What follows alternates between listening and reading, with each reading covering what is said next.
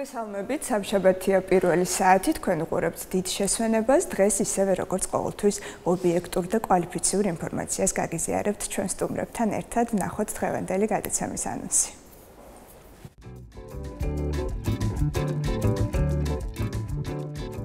დღეს გადაცემაში ნახავთ, რატომ უნდა გავეცნოთ ხელშეკრულებას, სანამ ხელს მოვაწერთ. თემაზე ვრცლად ისაუბრებს საადვოკატო ბიუროს ცოდნის სახლის ხელმძღვანელი ირაკლი ჯაფარიძე. როგორია სწავლა საზღვარგარეთ გამოცდილებას რობოტექნიკისა და ჭკვიანი სისტემების ფაკულტეტის სტუდენტი დავით რუსია გაგვიზიარებს. გადაცემა ჩემი კუთხის მასპინძელი ახალი პროექტის საზოგადოებრივი მაუწყებლის აჭარის ტელევიზიაში. გადაცემის სტუმარია იდეის ავტორი და რეჟისორი კახაბერ შარტავა. როგორია ზამთრის ტურიზმი აჭარაში. თემაზე ვრცლად ისაუბრებს გიდი გიორგი მეგრელიძე. მიმდინარეობს პირველი მხატვრული ფილმის ბრძოლა ბერი გაბრიელის გადაღებები. ნონა მგზავრიძე პირდაპირ ჩართვით გადაღების ადგილიდან გვერდდება. დევიდ ლინჩის ფილმოგრაფია. მოვისმინოთ საინტერესო ისტორიები დევიდ ლინჩის ფილმოგრაფიაზე.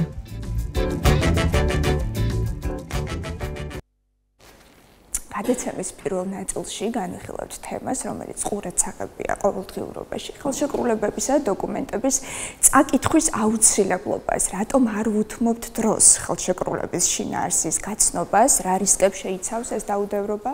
თემაზე ვცლად ისაუბრებს ჩვენი სტუმარი ირაკლი ჯაფარიძე, საადვოკატო ბიუროს წარმომადგენელი. მოგბრძანდით. ბატონო ირაკლი. ყურადსაღების საკითხია და საკმაოდ ხარისხობს. ირაკლი, მოდით ჩამოთვალოთ კონკრეტული რისკები, რა რისკების წინაშე ვდგავართ მაშინ, როდესაც არ ვეცნობით ხელშეკრულებას ისე ვაწერთ ხელს. პირველ რიგში მოგესალმებით, მივესალმები თქვენს მაყურებელს. ხელშეკრულების გაფორმებამდე საკმაოდ დიდი მოსამზადებელი სამუშაოებია ჩასატარებელი ორივე მხარის მიერ ხშირ შემთხვევაში. და სამწუხაროდ პრაქტიკა გვაქვს ისეთი, როდესაც მხარეები არ ეცნობიან ხელშეკრულებას, ხელს აწერენ და შემდგომში არაერთი პრობლემა წარმოშობილა მოცემული დადებული ხელშეკრულებებიდან გამომდინარე.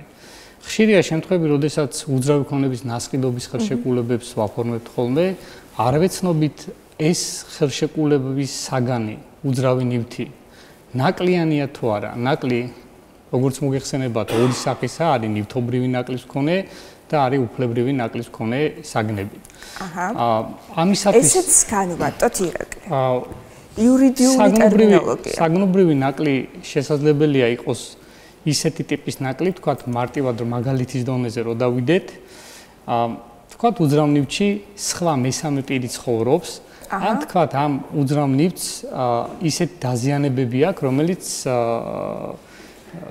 თქვათ თავის დროზე გადამოწმების შედეგად უნდა შემჩნეული ყოფილიყო, მაგრამ მხარეებმა ეს უგულველყეს, ერთი ნახვით ასე თქვათ ჩათვალეს, რომ მისაღები ნივთი იყო და შემდგომში გააფორმენ ეს ხელშეკრულება.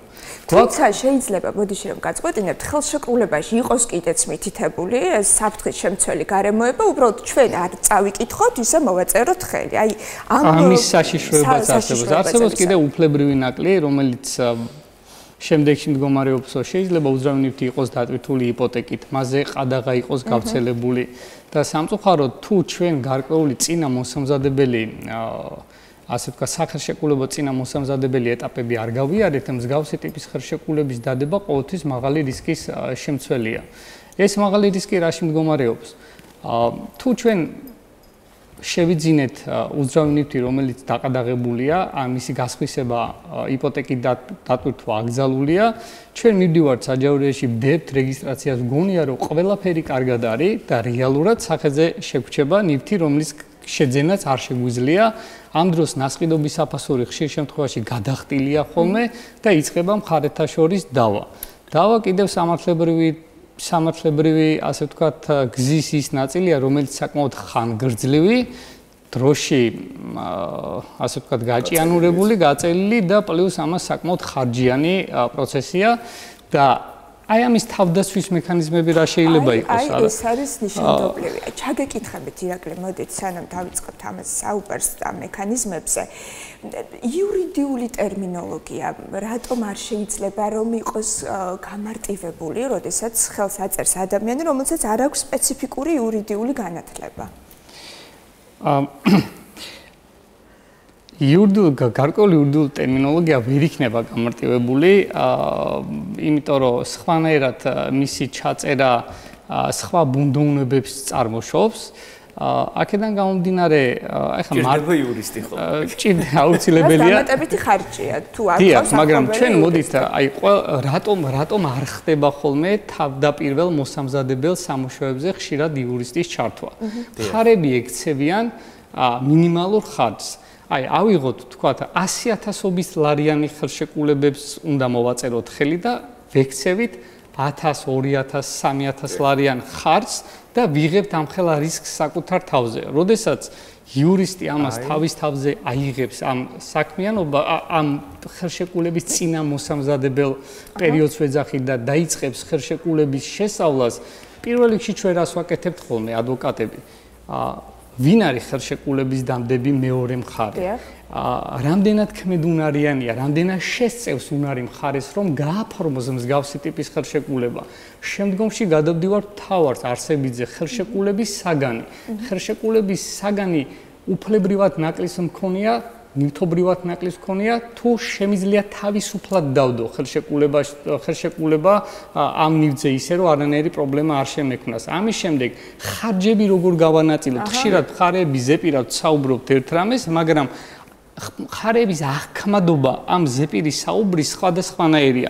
მე რაღაც სხვანაირად მესმის, მეორე მხარეს რაღაცები სხვანაირად ესმის. არც ერთია მტკვანი და არც მეორე. უბრალოდ თავისი სოციალური პლატფორმიდან ამოდიან ამ დეფინიციას ამა თუ იმ ტერმინის. ამიტომ საჭიროა რომ ამის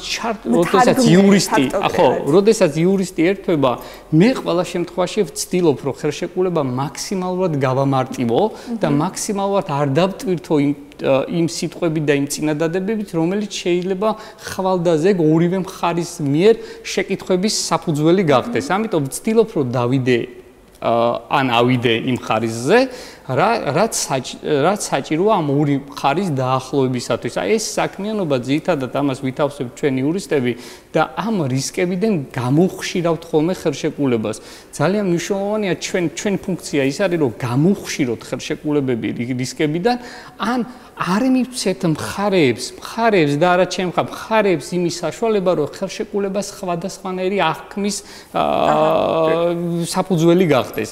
თქვათ ამა თუ იმ ტერმინის. ამიტომ მნიშვნელოვანი რომ დავიდეთ, ვისაუბროთ, გავიაროთ, გქონდეს არაერთი შეხვედრა ამ საკითხის მიმართ, ნებისმიერ ხელშეკრულებას არ ეხება, მე ვამბობ, არის სპეციფიური ხელშეკრულებები და ამის შემდგომ განვახორციელოთ ხელშეკრულების დადება. აქვე ერთ რამესაც უბრალოდ რაც ხშირად მე პრაქტიკაში და ბაზარზეც ასე ვთქვათ, ხშირია ეს საკითხები. აი ვთქვათ, სხვადასხვა სარეკლამო ბადის ქვეშ ექცევიან ხოლმე კლიენტები, ვთქვათ, უნდათ რაღაცის შეძენა.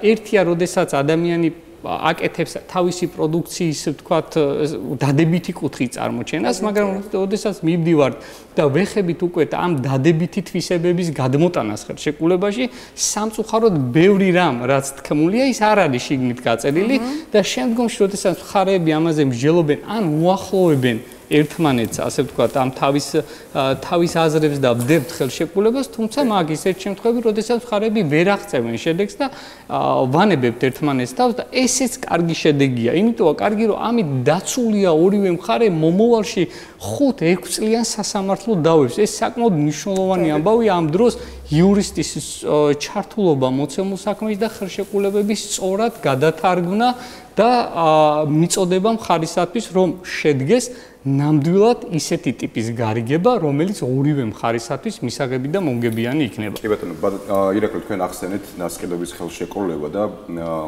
აი წინარე ნასყიდობის ხელშეკრულება, ესე ვთქვათ, არის თავდაცვის ერთ-ერთი კარგი პრაქტიკა, რაც ნიშნავს წინარე ხელშეკრულება და რისგან გვაზღვევს ის და როგორი პრაქტიკაა ზოგადად მით უმეტეს უძრავი ქონების შეძენის პროცესში ის პრაქტიკა აღნიშნეთ, რომელიც ხშირად არის დაყოლებული. უძრავ ქონებას რადგან შევეხეთ, წინარე ნასყიდობის ხელშეკრულებაც და ძირითადი ნასყიდობის ხელშეკრულებას აუცილებელია რომ გატარდეს საჯარო რეესტრის ეროვნულ სააგენტოში. ეს მხარეებს იცავს მომავალში სხვადასხვა სირთულეებისაგან.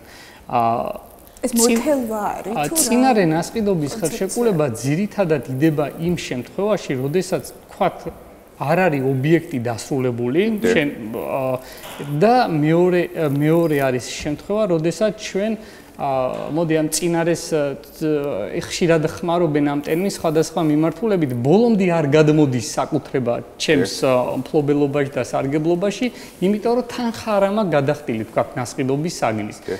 შესაძლებელია კიდევ სხვა პირობები იყოს და ამ პირობების დადგომის შემდგომ გადმოვიდეს ეს უძრავი ქონება ჩემს საკუთრებაში, თუმცა მე მხარეებს ყოველთვის ურჩევ ხოლმე, რომ ხშირად არის კომპანიები, რომლებიც გვეუბნებიან, რომ ჩვენ საკმაოდ მაღალი რეპუტაციის მქონე კომპანიები ვართ და ჩვენი წინარე ნასყიდობის ხელშეკრულებების რეგისტრაცია საჯარო რეესტრში ამ ეტაპისთვის არ არის შესაძლებელი, არ არის ჩვენთვის, ასე ვთქვათ, კომფორტულად სამუშაო და ამის გამო მთხოვენ, რომ მოდი ნუ გავაფორმებთ ამ წინარე ნასყიდობის ხელშეკრულებას საჯარო რეესტრის ეროვნულ სააგენტოში, რაც ჩემთვის მაგალითად მიუღებელია და ყოველთვის ვთვლობ, რომ ნებისმიერი უძრავ ქონებასთან დაკავშირებული ხელშეკრულება დავამთავრო საჯარო რეესტრში რეგისტრაციით, რაც ორივე მხარეს იცავს სხვადასხვა ტიპის რისკებიდან. ეს სხვადასხვა ტიპის რისკები ალბათ გაიკვირდებათ რა არის, ხო? დასვამთ ყველა შემთხვევაში ამ შეკითხვას. მე და თქვენ თუ დავდეთ რაიმე ტიპის ნასყიდობის ხელშეკრულება უძრავ ქონებაზე, ეს სიღრმეებში არ წავალ უბრალოდ რამოდენიმე წუთს დავხარჯავ მხოლოდ ამასთან მიმართებაში.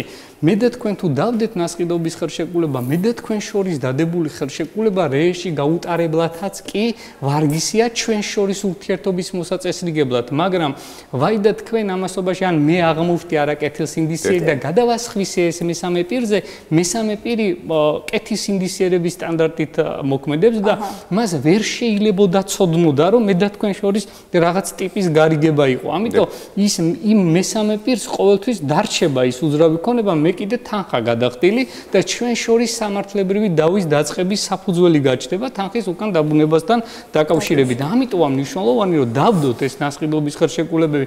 მე მქონია პრაქტიკაში ისეთი, როდესაც წინარე ქონდა მხარეს დადებული საკმაოდ მაღალი რეპუტაციის მქონე კომპანიასთან, მაგრამ ისი აღმოჩნდა, რომ ვერ მოხდა ამის ყველაფრის შიდა ორგანიზებულად მოწესრიგება და ერთი ბინა რამოდენიმეჯერ ქონდა გადაყიდული მხარეს ამ წინადებით. ეს მე დავწმუნდი იმაში, რომ მხარეს ეს ძალით არ გაუკეთებია, სპეციალურად ცისხლის სამართლებრივი დანაშაულის ნიშნებს ეს არ შეიძლება, იმიტომ მას არ ქონდა ამის სურვილი, იქ უბრალოდ გაებნა ეგ ამბავი და მოხდა ისე, რომ შემდგომში საკმაოდ დიდი თანხა დაგვიბრუნეს უკან თითქმის ორმაგი იმისათვის, რომ არ წაგვეღო ეს საქმე სასამართლოში და მისი რეპუტაცია არ შელახულიყო.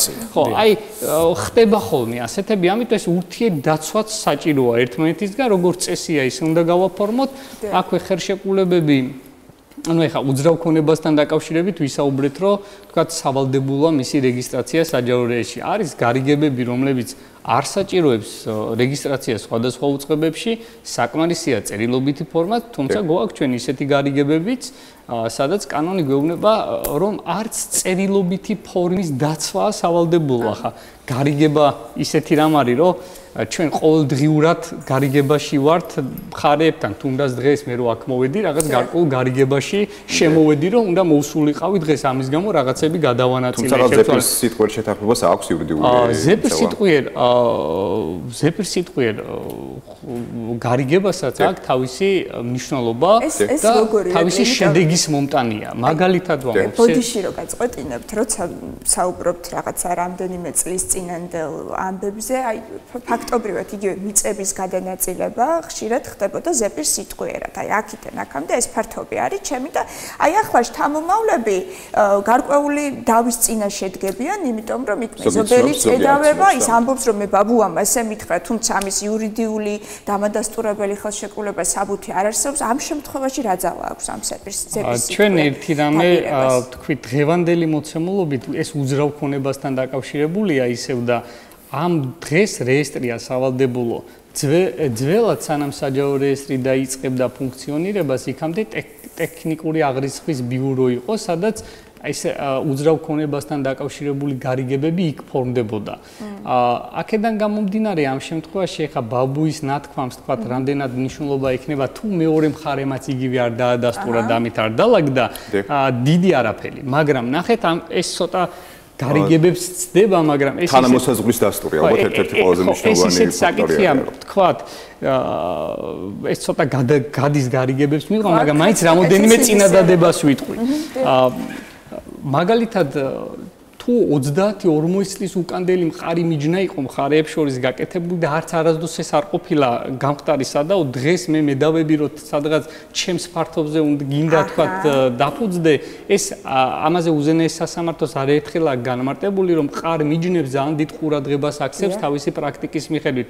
ეხლა სადღაც მამაჩემის ბაბუის მიერ ყარად განსაზღვრულ საზღვარში სამათაობამ ვიცხოვრეთ და დღეს მეუბნები რომ მე რეგისტრებული მაქვს ამ ყარი მიჯნის შენსკენად რაღაც და გარკვეული ფართობი ეს წარუმატებელი შეიძლება დარჩეს, იმიტომ რომ ჩვენ თუ 40 წელია თანხმდებით იმაზე და მეტი რომ ცხოვრობთ ამ მოცემულობაში და ეს მიჯნები შემოსაზღვრული გვაქვს ამ მიჯნის შიგნით პირობითად 10 კვადრატი მექნება თუ 9, ამას არსებითი მნიშვნელობა იმდენად არ აქვს, რადგან მე მყარ მიჯნაში ჩემს თაობებს უცხოვრია და მეც იქ დავიბადე, გავიზარდე და იმ მყარ მიჯნაზე პრეტენზია არასდროს არ მქონია და დღეს გადავზომე, თქვა და აღმოჩნდა რომ 9 კი არ მაქვს.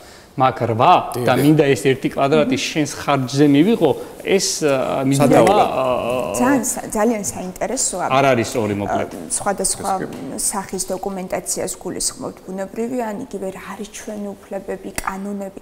აი ამის კითხვის კულტურა რამდენად გვაქვს ზოგადად საქართველოში და თვლით თუ არა რომ მიზანშეწონილია იგივე სკოლებში ისწავლებოდეს კანონების ხელშეკრულებების კითხვის როგორც მე ვიცი კითხვის აუცილებლობა იმისთვის რომ ეს კულტურა გამოგვიმუშავდეს ადამიანებს.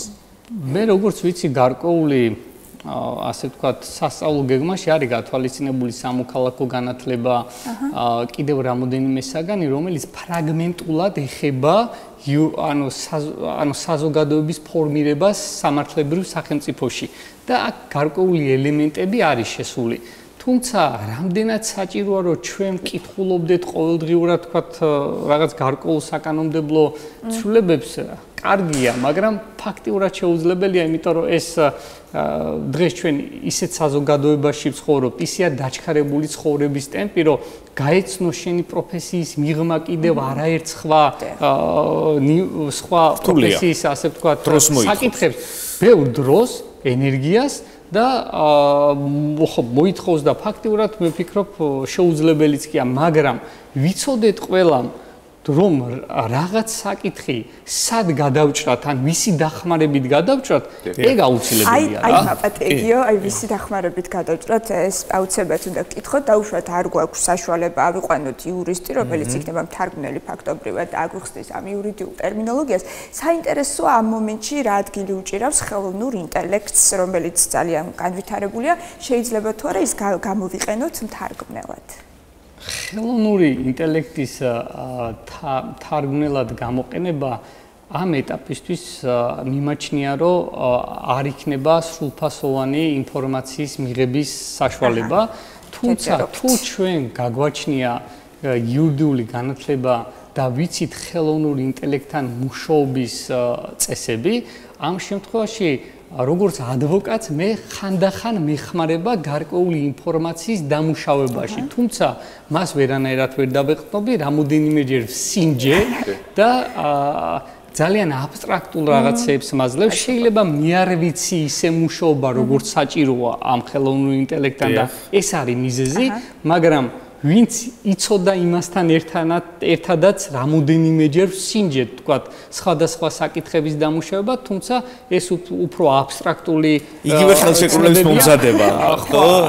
არა, სხვათა შორის იქ ქონდა რაღაც გარკვეული კეისი იყო და ვეძებდით გარკვეულ ამ კეისთან მიმართებაში პრაქტიკას და ინფორმაციას თუ როგორ რეგულირდებოდა ეს კეისები, თქვათ, ევროპულ სამართლის ფარგლებში და ევროპულ ქვეყნებში და ვერ მივიღეთ ის სათანადო არც ისე მოქნილია მოკლედ ამ კუთხით. Artificial intelligence ჯერ მაინც ახალია და მას დრო სჭირდება საერთო ჯამში. ბოლო კითხვას დაგისვათ ბატონო ირაკლი. თქვენ საკმაოდ დიდარი იურიდიული გამოცდილება გაქვთ. ბრძანდებით საადვოკატო ბიუროს ცოდნის სახლის ხელმძღვანელი მაინტერესებს ძირითადად რა ასპექტებით მოგმართავენ ხოლმე მოქალაქეები, რა არის ყველაზე აქტუალური საკითხები, რის გამოც ჩვენ გვჭირდება ხოლმე იურისტთან კონსულტაცია. ძირითადად მომართვიანობა და რაც დადებით ტენდენცია შეიძლება აღნიშნოთ და რის გამოც გახარებული ვარ, ასე ვთქვათ, ბოლო რამოდენიმე წლის განმავლობაში წამოვიდა კორპორაციული სამართლის კუთხით ბევრი, ასე ვთქვათ, თხოვნა, რომ გაუწიოთ იურიდიული დახმარება სხვადასხვა კომპანიებს. ეს მოიცავს ამ კომპანიებში საწესდებო დოკუმენტაციების მოწესრიგებას, კრების ოქმების გაკეთებას, სხვადასხვა მიმდინარე საკითხებზე კონსულტაციების მიცემას, სხვადასხვა გარიგებებში ჩართულობას, ეს კორპორაციული კუთხით, თქვათ, ადრე დაახლოებით 8-9 წლის უკან იყო დაახლოებით ეგეთი დამოკიდებულება ჩემს ირგვლივ, რომ რად გვინდა იურისტი რა მე და თქვენ ვერ გავარკვევთ ამ ამბავს და იწყებდნენ დალაგებას და ექცეოდნენ რაღაც მთლიანი გარიგების 1%-ს ან 0.5%-ს იმისათვის, რომ იურისტისთვის გადაეხადა და საბოლოოდ პრობლემით რომ მოდიოდნენ ჩვენთან, იხდიდნენ დავიზღირებულების 10-15-20%-ს და ანუ ცნობიერება გაიზარდა. ცნობიერება გაიზარდა და ეგ ძალიან სასიხარულოა. მაგალითად, თუნდაც უძრავი ქონების კუთხით საკმაოდ მოიმატა მომართვიანობამ. უკვე ითხოვენ მარტივი ტიპის ხელშეკრულებებშიც უკვე 3 და 4 გვერდი როა თუნდაც ხელშეკრულებაში ამ ხელშეკრულებების გაცნობასაც და რომ გადაუთარგმნო და რო უთხრა, თქვათ, რომ რა რისკებს მოიცავს ეს ხელშეკრულებები და ყველაზე საინტერესო ბოლო 6 თვის განმავლობაში რამოდენიმე კლიენტმა მოითხოვა ჩემთან შეხვედრა და საბანკო ხელშეკრულების დეტალების განხილვა, რომელიც ჯერ არ ქონდა დადებული, რო დადებენ, მერე იცოცხლე, მოდიან, მაგრამ ჯერ არ დადებულის და სხვათა შორის საკმაოდ ბევრი სწორი მიგნება ქონდა მას, შემდგომ ჩვენს რამოდენიმე დავამატეთ, ასე ვთქვათ და ერთობლივი მუშაობით მივედით საკმაოდ ნორმალური გარიგება შედგა საბანკო სექტორთან. ეს სასიხარულოა, როცა ადამიანი ესე მოგმართავს. ადრე დაახლოებით 7-8 წლის უკანდელ ამბავს, მაგრამ როდესაც გაპრობლემდებოდა სესხი, შემდგომში მოდიოდნენ, ვთქვათ, ამ საკითხის გადასაჭრელად. ახლა თავს იზღვევენ, ეს კარგია. ეს მისასალმებელია, ასე ვთქვათ. სწორედ ამიტომ არის მნიშვნელოვანი სწორი აღნიშვნა ქონდა ბატონ ირაკლის, რომ ცნობიერების ამაღლების კუთხით რაოდენ მნიშვნელოვანია მსგავსი ქმედებები და ჩვენი გადაცემა სწორედ ამას მიეძღვნა. ინფორმაცია მივაწოდოთ სწორი ჩვენს ტელემაყურებელს და ცნობიერება ამაღლდეს ნამდვილად იურიდიული კუთხით. ბატონ ირაკლი ჯაფარიძე იყო ჩვენი სტუმარი, იურისტი, საადვოკატო ბიუროს ცოდნის სახლის ხელმძღვანელი. მადლობა. დიდი მადლობა, კარგი გაბრძანდებოდეთ.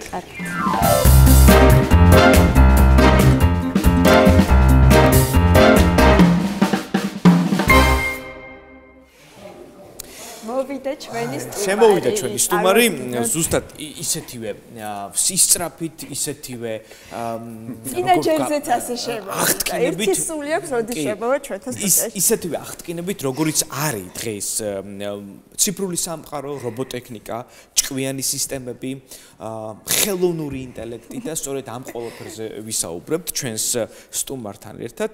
დათო რუსია, რობოტექნიკისა და ჭკვიანი სისტემების ფაკულტეტის სტუდენტი. სწორედ ასეთი სისხარტე გჭირდება, ანუ აუცილებლად, მით უმეტეს როცა გამომგონებელზე ვსაუბრობთ, ეს უნდა გქონდეს ხომ სწრაფი რეაგირება. დათო ბოლოს, როდესაც იყო ჩვენთან სტუმრად, თავის კოლეგასთან ერთად საუბრობდნენ ტერატექის კონკურსზე, რომლის გამარჯვებულებიც გახდნენ 2003 წელს, 2 არაჩვეულებრივი ინოვაცია შექმნეს და ამაზეც ვისაუბრებთ და მაშინ დაანონსეთ, რომ NASA-ს კოსმიურ ბანაკში აპირებდით წასვლას. იყავით, გამოცდილება მიიღეთ, გაგვიზიარეთ დათო. თქვენი თავგადასავალი NASA-ში რა კარგად ჟღერს. 2023 წლის 1000 წლების ინოვაციის კონკურსში გამარჯვების შემდეგ ჩვენ NASA-ში გავიმგზავრეთ დაახლოებით 1 კვირით, სადაც NASA-ს კოსმოსურ ცენტრში ჰიუსტონში ვიყავით, ტექსასის შტატში. და ეს იყო დაუვიწყარი გამოცდილება, რადგანაც NASA იყო ჩვენი ბავშვობის ერთ-ერთი ბუნებრივი ოცნება, რომელიც საბოლოოდ აგვიხდა და აი ბევრი წლის განმავლობაში ვცდილობდით ამ ეს მიღწევა რეალობად რომ აგვეხდინა და საბოლოოდ ისეთი გამოცდილება მოვიპოვეთ, რომელიც ალბათ ცხოვრებაში არასდროს არ დაგავიწყდება, ისეთი როგორც არის მაგალითად აპოლო 11-ის მისიის ხილვა სიმულაცია, ასევე სამუშაო საათებში საერთაშორისო კოსმოსური სადგურის ნახვა და კონტროლ ცენტრის ნახვა და ასტრონავტებთანაც ჰქონდა საუბარი, ასტრონავტებს შევხვდით, გაუზიარეთ ჩვენი გამოცდილება, ჩვენი გამოგონება რობოტი მაღაროელის შესახებ და ასევე თანამოაზროვნე ადამიანების გავიცანით ინჟინერიის კუთხით, რომელიც ხო თანამოაზრეები დაუწყარი გამოცდილება. დათო, აი სიმულაცია ახსენეთ და ალბათ ძალიან მნიშვნელოვანია რაღაცა გარკვეული პრაქტიკის მიღება, ხომ? როცა დაინტერესებული ხარ, ზოგადად STEM განათლებას ეუფლები, კიდევ რაღაცა პრაქტიკაც ძალიან მნიშვნელოვანია. საქართველოში რამდენად გაქვთ ამის საშუალება ბათუმში? ხა ბუნებრივია NASA-ს ვერ შევადარებთ, მაგრამ რა საშუალება გვაქვს ახლა და როგორ შეიძლება რომ განვითარდეს ეს სწავლების პროცესი? აი რა გაკლიათ ყველაზე მეტად? ანუ თავისთავად ეს ყველაფერი მოდის იქიდან, რომ მე STEM-ში ძალიან აქტიური ვიყავი ბავშვობიდანვე და STEM განათლება არის მნიშვნელოვანი იმხრივ, რომ ბავშვს აძლევს იმის თავისუფლებას, იმის უნარს, უნვითარებს, რომ როგორც თეორიული ცოდნა მიიღოს, ასევე პრაქტიკული ცოდნა ინჟინერიისადმი. თავისთავად NASA არის ისეთი ადგილი, რომელიც სხვა ვერანაირ ადგილს ვერ შეედრება, მაგრამ სიმულაციაში გულისხმობდი ის, რომ ის ისტორიული ადგილი ვნახეთ, რომელიც არის აპოლოს 11-ის გაშვების მისია, რომელიც არის პირველი ადამიანის მთვარეზე დაჯენის მისია და ეგ არის უნიკალური შესაძლებლობა, რომელიც ბევრ ადამიანს არ ეძლევა. თუნდაც იმ სტუმრებისთვის, რომელიც მიწვეული იყვნენ ზუსტად NASA-ში და ჩვენ გაგვიმართლა და როგორც ეგ საჭირო დროს საჭირო ადგილას აღმოჩენის პრაქტიკა იყო. ზუსტად. აი ხა კონსპირაციულ თეორიას რო შევეხო, დათოს აზრი ახალი თაობის აზრი საინტერესოა, ბევრი ხომ ამბობს, რომ დადგმულია ეს ყველაფერი. აი ეთანხმებით თუ არა? ჩვენ ახლა ვერ ვერკვევით ამ STEM საკითხებში და ის სცენა რაც გვაქვს ეს ნანახი, გონია რომ აი კი მთვარეზეა, მაგრამ ახლა თქვენ უფრო მეტად ერკვევთ. ხო, სიმართლე გითხრათ, ხო, ბევრი კონსპირაცია იყო მაგასთან დაკავშირებით, მაგრამ რატომღაც მე მაინც მჯერა, რომ ნამდვილად მოხდა. შეიძლება იმ დროს არ მოხდა, როდესაც როცა თქვენს და წარმოაჩინეს, მაგრამ საბოლოოდ ჩემი აზრით ნამდვილად იყო, იმიტომ რომ ბევრი დამადასტურებელი ფაქტიც არსებობს იმისა, რომ ნამდვილად სტენლი კუბრიკმა დადგაო, მეტიც ამასაც კი ამბობდნენ, იმიტომ კუბრიკი როცა იღებდა ფილმებს, NASA აძლევდა ობიექტივებს და ხა NASA ესე ობიექტივებს ყველას ვერ აძლევს. ეგ დაახლოებული პირი იყო, თუმცა მოდი არ ვისაუბროთ ამ თემაზე, კონსპირაციულ თეორიებზე, დათოს თუ ჯერა, მეც მჯერა მაშინ.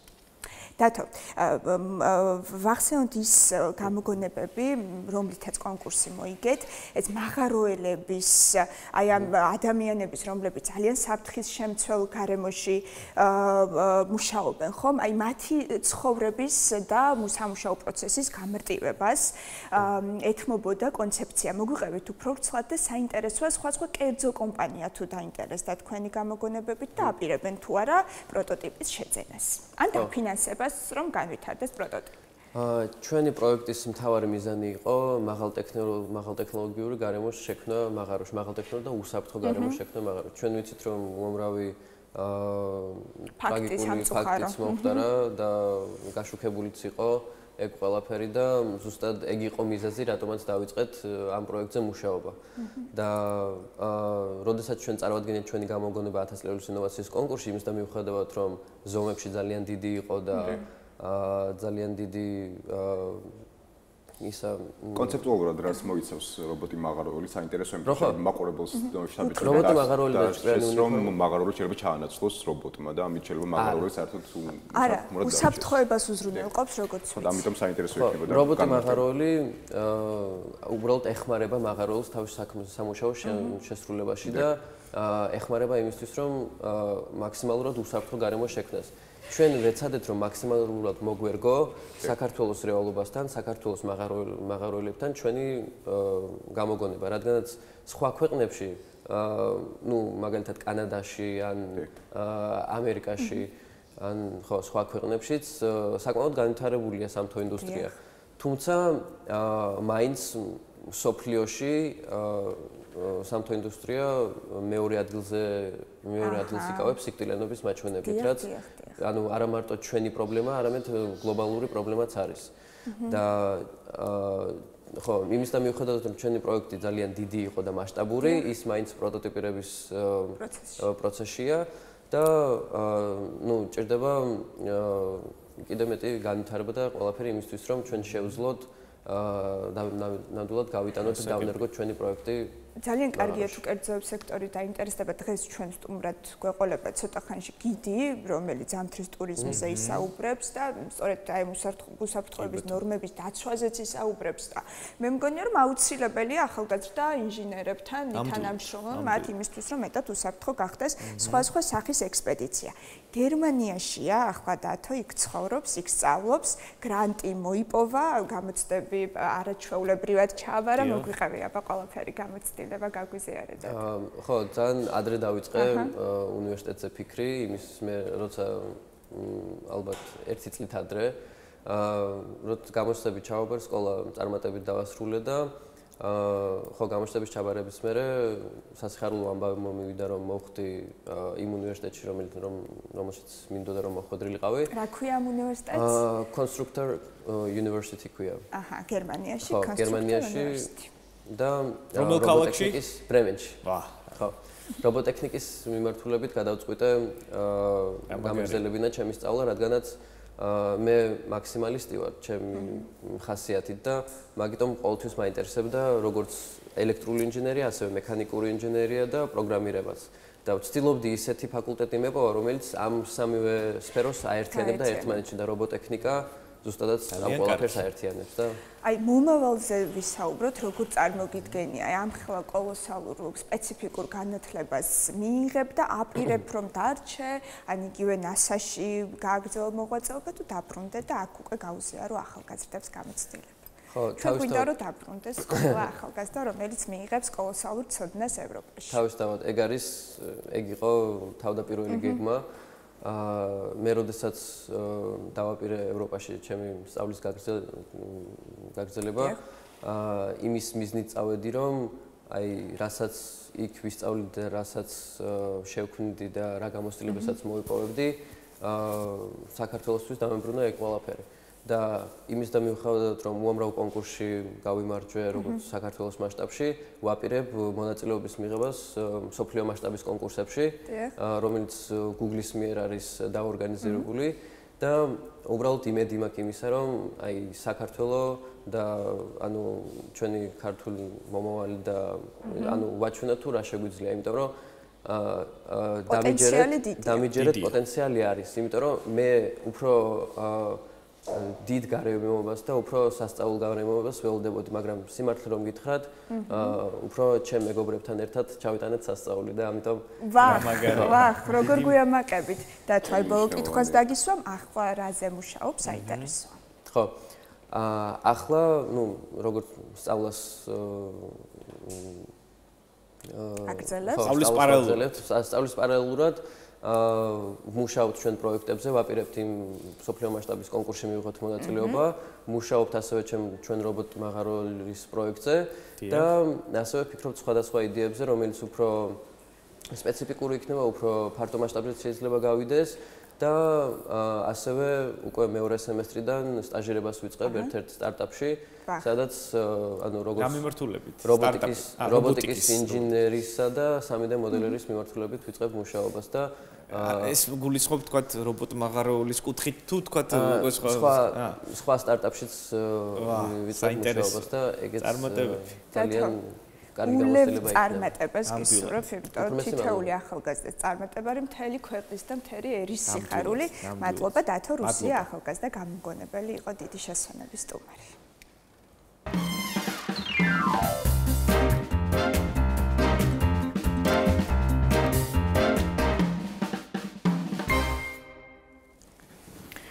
გადაცემის ამ ნაწილში უკვე საუბრობთ ახალ პროექტზე საზოგადოებრივი მაუწყებელი საჭალის ტელევიზიაზე. ეს არის ჩემი კუთხის მასპინძელი, საკმაოდ საინტერესო სახელწოდება. იდეის ავტორთან და რეჟისორთან ერთად ვისაუბრებთ გადაცემაზე. კახაბერ შარტავა, რომელიც ჩვენთან ერთად მოგზავნით. ბატონ კახაბერი. მოგზავნით. შუადღეებში შევდივართ. ახაბერ მოკლედ გადავხედე გადაცემის რაღაც მოკლე ნაწყვეტს რაღაცნაირად ისეთი შთაბეჭდილება დამრჩა თითქოს მსგავსი ტიპის გადაცემა არაერთი გვაქვს ნანახი წლების განმავლობაში სხვადასხვა სატელევიზიო სივრცეში. საინტერესო კონცეპტუალურად რა განსხვავება იქნება მოკლედ იმ გადაცემებისგან, რომელიც უკვე ჩვენ ვიხილეთ და რომელიც უკვე ვიცით და როგორ გამოიყურება იდეა.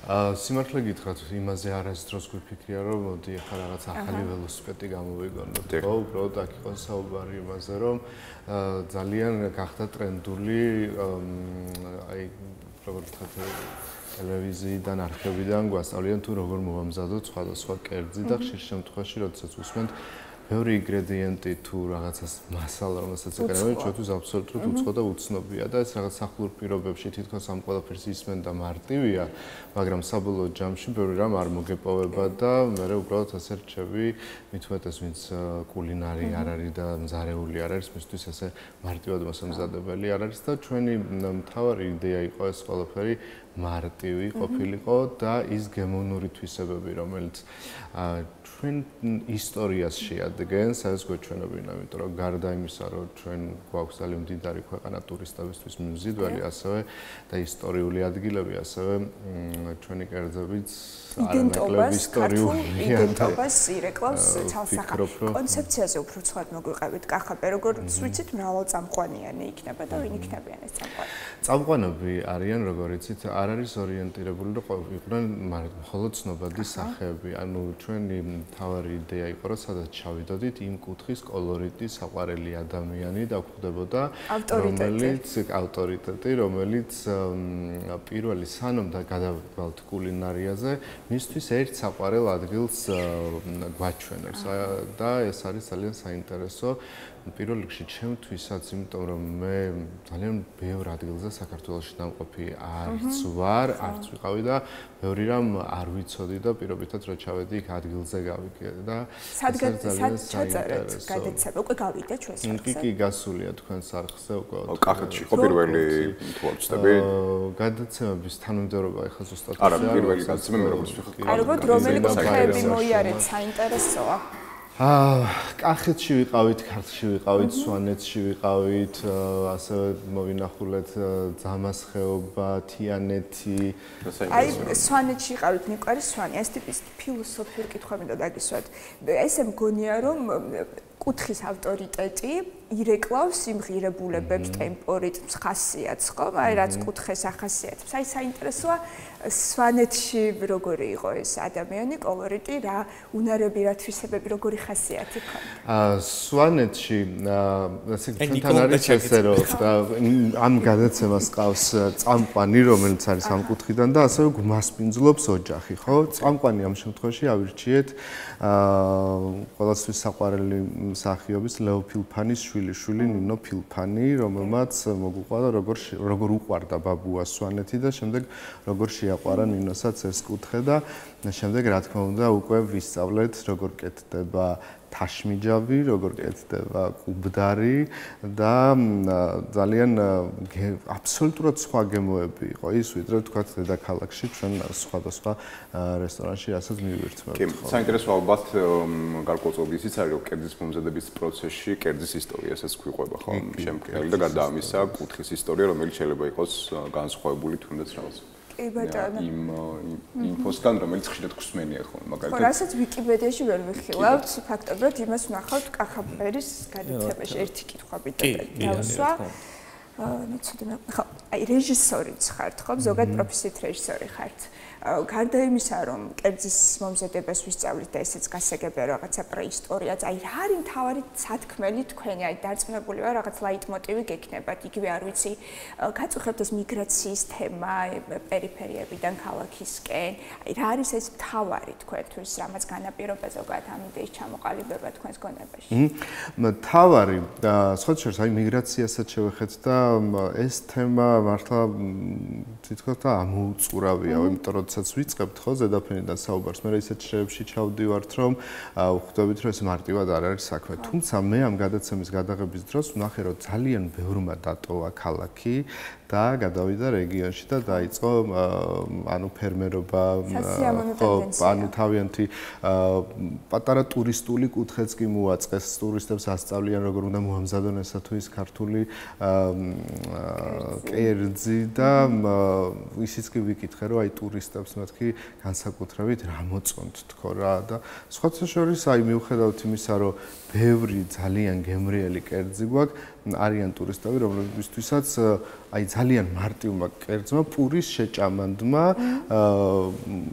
გააკვირვა, იმიტომ რომ ნუ ეს დაძველებული პურით როგორ შეიძლება ესეთი გემრიელი საჭმელი გააკეთო და თავარი სათქმელი მაინც რა არის, იცით რომ მე მივდივარ ისევ იმ გემოსთან, რომელიც არ უნდა დაიკარგოს და იმ გემოვნურ თვისებებთან, რომელიც არ უნდა დაიკარგოს და სულ მახსენდება ჩემი გამზრდელი ბებია მეუბნებოდა ხოლმე, რომ ჭამი ბებო, თორემ მოგენატრება ეს გემო და ამიტომ მაინც ვფიქრობ, რომ გარდა იმისა, რომ სულ ხა ვისაც არ უნდა ვკითხოთ, საქართველოს არის ღვინის ქვეყანა და ღვინის სამშობლო, მაგრამ ჩვენ ასევე ყველის არანაკლებად ყველის სამშობლო ვართ და ძალიან ბევრი რამის კიდე რომელიც სამწუხაროდ ნელ-ნელა თითქოს და მივიწყებას ეძლევა და ამიტომ გარდა იმისა, რომ ვთქვათ, ტურისტებს ვაჩვენებთ ესეთი ჩვენთვის დამახასიათებელ კუთხეს და კონკრეტულად იმ კუთხეში, აი მაგათაც საერთოდ არ ვიცოდი ჩემდა სამწუხაროდ სად იყო მირზა გელოვანის სახლ-მუზეუმი და როდესაც მასპინძელმა მითხრა რომ მე აი ამ ეზოში დავრბოდი სკოლიდან და რომ მივედი ულამაზესი სახლ-მუზეუმია და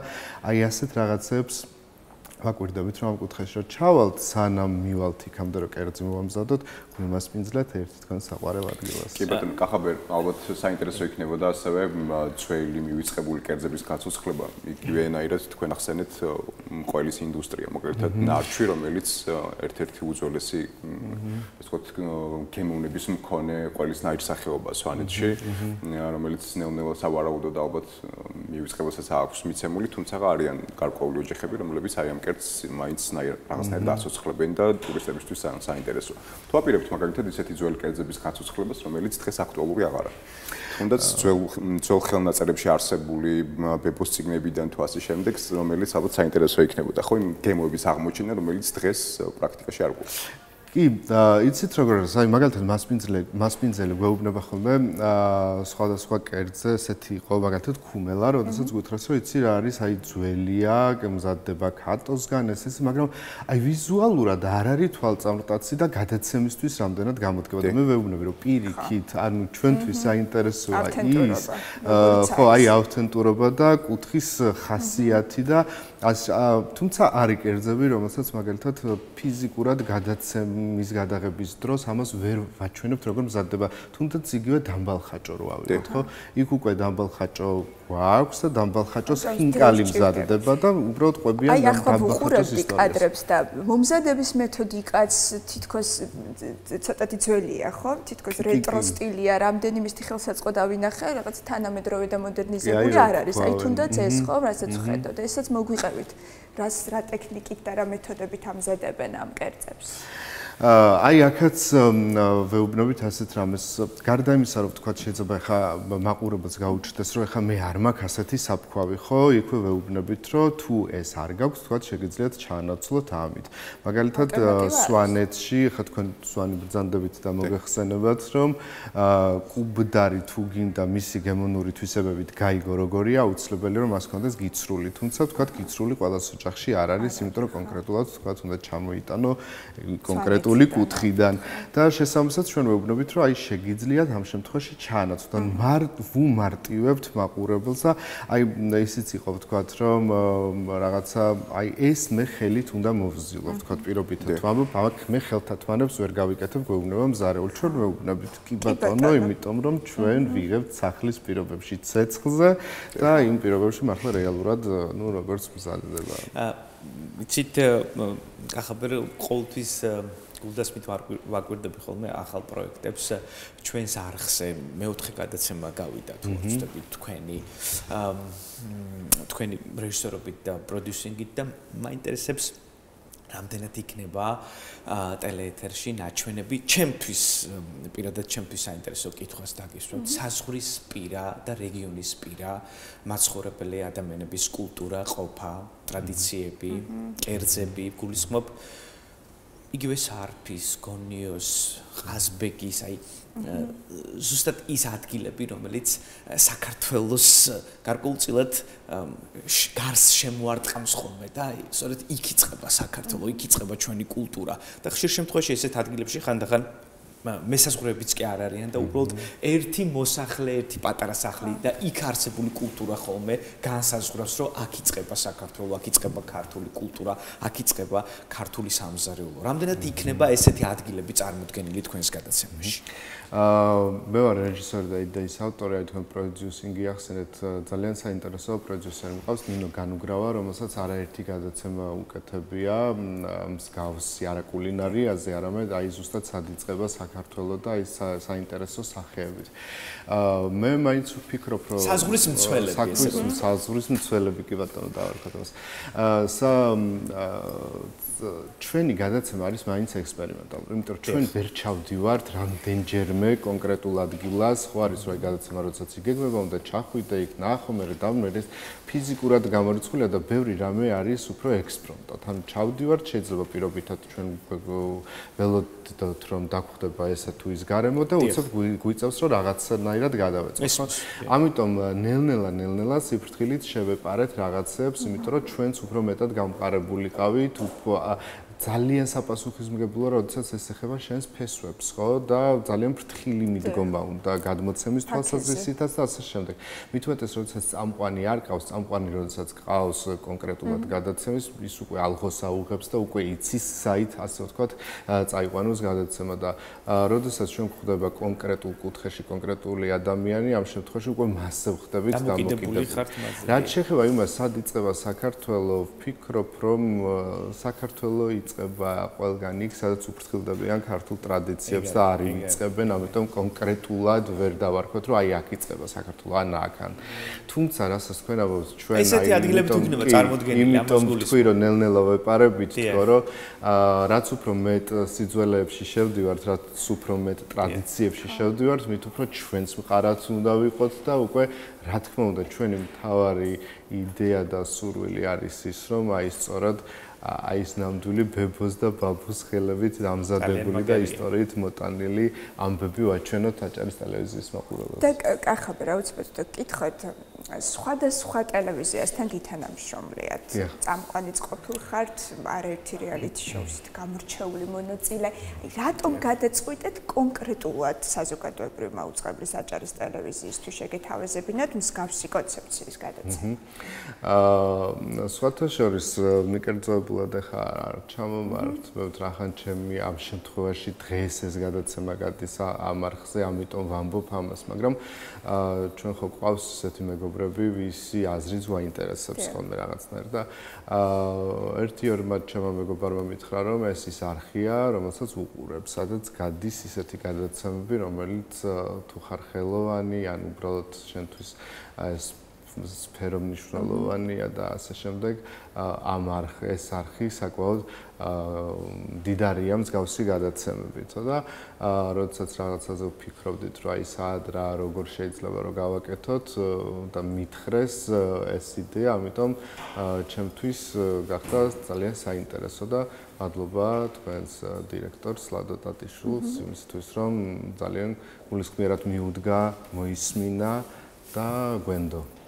დიდი მადლობა. გარკვეულწილად შეგვიძლია ეს ახასიათება თქვენი მეგობრების გვესიამოვნა და გვიხარია. ჩვენც ასე რაღაცნაირად გვგონია გადაცემები, რომელთაც არის სავდერო გადაცემები, რომელთაც არის გაჯერებული ჩვენი ტელევიზია, სწორედ ატარებს ამ ავთენტური იდენტობის ნარატივს. რამდენიმე ასეთი გადაცემა არის და ჟღერდება იმ ადამიანების ხმა, რომლებიც ხშირად არ ჩანან და საშუალება ეძლევათ იგივე ასაკოვან ბებებს გაგვიზიარონ თავიანთი ისტორია, რაც ბუნებრივად ძალიან ინსპირაციული ახალი თაობისთვის და დაემატა უკვე კახაბერის ფაქტობრივად მსგავსი კონცეფციის და საკმაოდ საინტერესო გადაცემა სხვათა და ბოლოს იმეც ვიტოვებთ რომ გახდება გარკვეულწილად გზამკვლევი სხვადასხვა კუთხეში როგორც მასპინძელი გადაცემა ძალიან დიდი მადლობა კახაბერს კახაბერს არ დავაგახდეთ ჩვენი სტუმარი ჩემი კუთხის მასპინძელი ესე ქვია გადაცემას რომელიც საზოგადოებრივ მაუწყებელზე გადის ხოლმე და აუცილებლად უყურ მოდ დავაანონსოთ რომ რა პერიოდში გადის რა დროს შაბათს 11 საათს და 30 წუთზე შაბათს 11 საათსა და 30 შაბათს 11 საათსა და 30 წუთზე დიდი მადლობა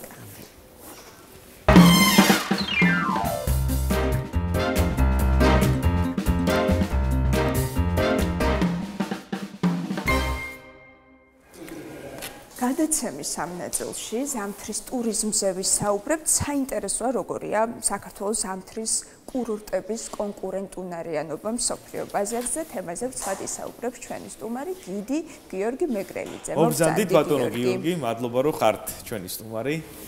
გამარჯობა. ვადევნებდი თვალყურს გიორგის სოციალურ ქსელს და გუშინ უკვე თის მწვერვალზე იმყოფებოდა დღეს კი ჩვენთან არის ეს ემოციები გაგვიზიარი გიორგი თითქოს და ყოველთვის საქართველოს მოიაზრებოდა ტურიზმის ქვეყანად გარკვეული დროიდან მოყოლებული ყოფილ პოსტსაბჭოთა სივრცეში მაგრამ ამ ბოლო დროს საკმაოდ დიდი დატვირთვა წამოვიდა სწორედ ზამთრის ტურიზმზე ხო გვაქვს გოდერძის შესანიშნავი კურორტი ბაკურიანი ბახმარო გუდაური, თუმცა ზოგიერთი მათგანი მაგალითად ბახმარო, ხო? და იგივე აჭარის ზოგიერთი მთა, რომელსაც შენ იმყოფებოდ და ჩვენ ჯერ კიდევ არ ვიცით, არის აუთვისებელი. მოდი ამ საინტერესო ადგილების შესახებ გვესაუბრე და რა პერსპექტივა აქვს ზამთრის ტურიზმს საქართველოში. მოგესალმებით, მივესალმებით თქვენს მაყურებელს, მადლობა მინდა გადაგიხადოთ მოწვევისთვის. ესე იგი, რაც შეეხება პერსპექტივებს, ჩვენს კურორტებს, განსაკუთრებით დასავლეთ საქართველოში და ჩვენს რეგიონში, საკმაოდ დიდი და კარგი პერსპექტივები აქვს. შეიძლება ითქვას, რომ გოდერძის კურორტი შესაძლებელია იყოს ნომერ პირველი კურორტი საქართველოში და არა მხოლოდ მთლიან რეგიონში. იქიდან გამომდინარე, რომ ბუნებრივად, ეხლა მეტი თოვლი მოდის ჩვენთან ამ ბოლო დროს, ბოლო წლების განმავლობაში, ვიდრე სხვა შესაძლებელი კი არა და წაგიკითხავთ ნიუს, რომელიც გოდერძის უკავშირდება კურორტი გოდერძი ევროპის საუკეთესო სათხილამურო მიმართულებად დასახელდა. გვიხარია. ანუ ამას განაპირობებს რომ განვმარტოთ ეს ინფორმაცია გიორგი. თოვლის ხარისხი, რაოდენობა, ინფრასტრუქტურა, გარემო, სერვისი, თუ უბრალოდ ბუნებრივად ბოძებული თოვლის რაოდენობა და საფარი ამ ყველაფერზე. პირველი რა თქმა უნდა ბუნებრივად ბოძებული კლიმატი და თოვლი არის, ეს ნომერ პირველი არის ყველა კურორტებისთვის, იმიტომ რომ მოგეხსენებათ კლიმატის ცვლილებიდან გამომდინარე უკვე ბევრ ევროპულ კურორტზე ნაკლები თოვლი მოდის, იმიტომ რომ ეს კურორტების სიმაღლე არის 1200-1300 მეტრის ზღვის დონიდან. ჩვენთანაც ჩვენს ქვეყანაშიც ახლა ბაკურიანში ახალი წლის დღეებში ხელოვნური გათოვლიანება იყო იმ დროს, როდესაც კურორტი გოდერძი პირველი გაიხსნა წელს ამ სეზონზე, ხო, დეკემბრის დასაწყისში. აქედან გამომდინარე, ეს არის ძალიან მნიშვნელოვანი. რა თქმა უნდა, ინფრასტრუქტურაც ძალიან მნიშვნელოვანი არის, გზა, რომელიც ჯერ კიდევ კეთდება და არ დასრულებულა, მაგრამ იმედია მალე დასრულდება კურორტ გოდერძიზე და კიდე სხვადასხვა მრავალი ბევრი ინფრასტრუქტურა. თოვლის ხარისხი ასევე მნიშვნელოვანი არის, ხო? რამდენად მშრალი თოვლი არის, აქვს მნიშვნელობა მაგალითად მოთხილამურისთვის, იმიტომ რომ მშრალი თოვლი გაცილებით უფრო კომფორტულია, ვიდრე შედარებით სველი თოვლი, რომელიც მაგალითისთვის მახასიათებელია ბაკურიანისთვის. ხილამურებით სრიალის. არა, ბაკურიანში სველი თოვლი იმდენად არის, ბაკურიანში უფრო მშრალი თოვლია, მაგრამ რა თქმა უნდა, თოვლის ხარისხი ძალიან მნიშვნელოვანია. ჩვენ ძალიან კარგი ხარისხის თოვლი მოდის ჩვენთან, ჩვენს კურორტებზე და მაგრამ თუმცა ზოგადად ეხა უკვე სიტუაცია ისე არის სოფლიოში, რომ ხარისხს უფრო ნაკლებ ყურადღებას აქცევს, თავარია თოვლი იყოს. და ეს ჩვენ ნამდვილად გვაქვს და ნამდვილად ამაზე ამის ნაკლებობა ნამდვილად არ გვაქვს. ეხლაც გუშინაც ძალიან დიდი თოვლი მოვიდა მთლიანად საქართველოში. და განსაკუთრებით აქ ჩვენთან თიანაჭერაში და რაც შეეხება აი გიორგი ბახსენახა მთის მწვერვალებიო ძალიან მნიშვნელოვანი არის ასევე ბევრმა იცოდეს რომ მხოლოდ თხილამურზე სრიალი არ არის ზამთრის ტურიზმი და მხოლოდ ინფრასტრუქტურა და მხოლოდ საბაგიროები. ესე იგი ჩვენ ახლა შარშან და შარშანწი დავნერგეთ თოვლის ფეხსაცმლით ლაშქრობები ტურები, სალაშქრო ტურები, ფეხით გავდივართ თოვლში და ეხლა წელს რამდენიმე დღის წინ გავიარეთ კურორტ გოდერძიდან გადავედით თეთრობის მთაზე ავედით, საიდანაც გადავხედეთ ხიხანის ციხეს და შვამთის ტბეს. დიდი მანძილია საკმაოდ. და შემდეგ დავბრუნდით ბეშუმში და უკან გოდერძიზე. კი 2 დღის განმავლობაში ვიარეთ, დაახლოებით 20 კილომეტრი გავიარეთ. ცოტა გიორგით რა არის საინტერესო? აი ზამთრის ტურიზმი არა მხოლოდ მთაში. ეს კითხვა მინდა გკითხოთ, თუ ადამიანი ექსპედიციით არ არის დაინტერესებული, ჩამოვიდა ტურისტი ზამთარში, რამდენად არის დახუნცვლული ჩვენი ქალაქი და ჩვენი ქვეყანა ზოგადად კულტურული ღონისძიებებით, ან იგივე გასართობი სახის ღონისძიებებით, რომელიც ბუნებრივია ესიამოვნება ხომ ტურიზმს. რაც უნდა გატაცებული იყოს ფასულობით, რაღაც მომენტში გართობის სხვა სახეც სურს რომ სცადოს. წუწუნებენ თუ არა მასთან დაკავშირებით საინტერესო. ჩვენთან რაც არ უნდა არ იყოს ახლა ის ადამიანი რაღაცა ექსტრემალური რაღაცა აქტივობების მოყვარული, ჩვენთან აჭარაში არის ძალიან დიდი შესაძლებლობა, რომ ნამდვილ აი ჭეშმარიტ კულტურულ ტურიზმს ეზიაროს, ანუ არა ხელოვნურს, როგორიც არის სხვადასხვა ქვეყნებში, არამედ ჭეშმარიტს, აი მაგალითად ნამდვილად სოფელში რომ მივა ის ადამიანი და აი სოფლა ტურიზმის განვითარებაც მნიშვნელოვანია. ავთენტურობა ძალიან მნიშვნელოვანია. ანუ ესეთი ამიმართულებით ჩვენ საკმაოდ კარგი პოტენციალი გვაქვს და არის ადამიანები, რომლებიც სპეციალურად ჩამოდიან საქართველოში, რომ ზუსტად ეს ავთენტურობა ნახოს ნამდვილად როგორ აკეთებს ის გლეხი ყველს და სხვადასხვა რაღაცებს. გიორგი, თქვენ მძანდებით პროფესიონალი გიდი და ამასთანავე ტურისტული სააგენტო პინ ჯორჯიას დამფუძნებელი. მაინტერესებს დღეს ძირითადად რა მოთხოვნაა ტურისტების მხრიდან საქართველოში. რა მიმართულებებს? აი თქვენ წეგან ახსენეთ ექსტრემალური ტური ფეხით, როდესაც ორდღიან ტურებს გადიხართ ხოლმე, ვთქვათ, ხო? ძირითადად საიდან არიან, რომელი ქვეყნებიდან არიან მსგავსი ექსტრემალური ტურიზმით დაინტერესებული ადამიანები და რა სერვისებზეა მოთხოვნა ყველაფერ ამაზე რო ვისაუბროთ, საინტერესოა. ეხლა საკმაოდ რთულია განსაზღვროთ ტურიზმი იმდენად სენსიტიური სფეროა, რომ ეხლა ამჟამად საკმაოდ რთულია განსაზღვროთ ეს მდგრადი განვითარება ამ სიტუაციიდან გამომდინარე, იმიტომ რომ ბევრი ადამიანი მირეკავს და მეკითხება, რომ რამდენად უსაფრთხოა ჩამოსვლა საქართველოში ამ პროტესტებიდან გამომდინარე, ხა რაც არ უნდა ჩვენ ვთქვათ, არის ეს მაინც იქ მოქმედებს და იქ ეს იციან და მაინც ეს ტურიზმზე მოქმედებს. ამიტომ აქედან გამომდინარე ცოტა რთულია თქვა, თუმცა აი ძირითადად არიან ევროპელი ტურისტები, ახლა გუშინ ჩვენი მეგობრები იყვნენ ქუთაისიდან ჩავსული, ევროპელი პოლონელი ტურისტები ყავდათ, აი ეს სკი ტურზე, გაუკვალავ თოლზე სრიალში და ეს საინტერესოა. ჩვენთან არის მოთხოვნა ამაზე. კი, ძალიან დიდი მოთხოვნა. ასევე ჩამოდიან ახლო აღმოსავლეთიდან, ისრაელიდან პოსტსაბჭოთა ქვეყნიდან თუ არიან ტურისტები, რა თქმა უნდა იქნებიან, ხო? და ამათთვის რამდენად ექსტრემალურია, მოთხოვნადია ექსტრემალური ტურიზმი საინტერესოა. პოსტსაბჭოთა ქვეყნებიდან არიან ძალიან ბევრი სხვადასხვა ქვეყნებიდან ჩამოდიან და კი, რა თქმა უნდა, ყველა ქვეყანაში არის უსაფრთხოებაზე ვისაუბროთ, გიორგი, მაშინ. აი მაგალითად მე გადავწყვიტე, რომ დავინტერესდებ ექსტრემალური ტურით, რომელიც მოიცავს ორდღიან, ან თუნდაც სამდღიან ტურს ფეხით გადავიდე, ვთქვათ, გოდერძიდან, ავიდე ბეშუმამდე ან პირიქით, ხო? ვთქვათ, უსაფრთხოებას თუ ეთმობა ყურადღება, გარკვეული ეკიპირებაა საჭირო, ღამის გასათევი ადგილები, და ამ ყველაფერზე ვისაუბროთ, საინტერესოა.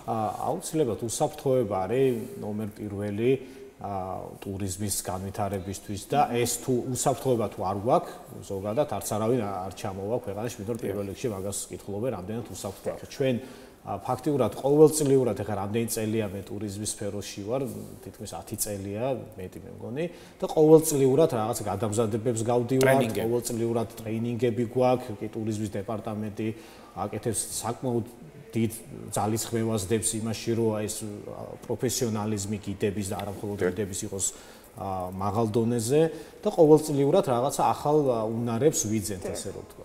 აი ექსტრემალური ტურიზმი იქნება და ძალიან საინტერესო მაგალითიც მახსენდება სვანეთში, იგივე Red Bull-ის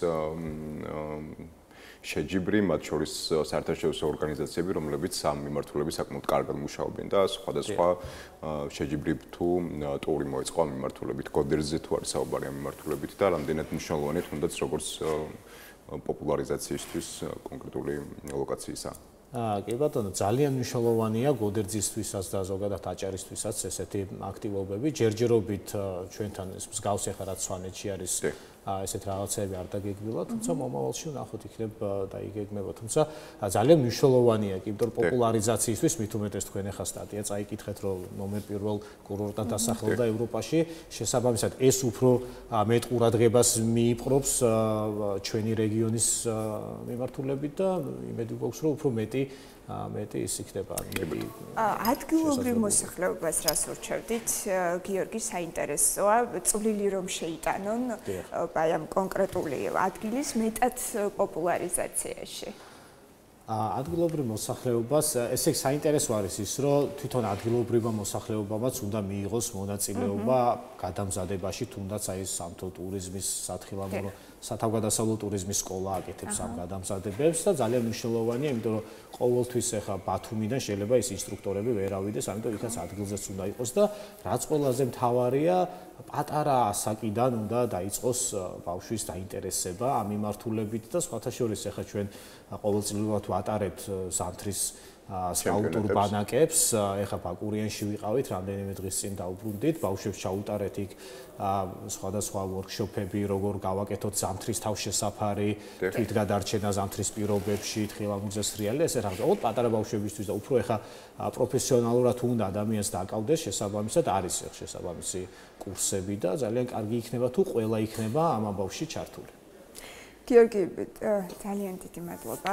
ჩვენ დავწმუნდით იმაში, რომ ძალიან მნიშვნელოვანია რომ ქვეყანაში იყოს მშვიდი ფონი და ჩვენს ქვეყანას უსურვებთ მშვიდობას ნამდვილად.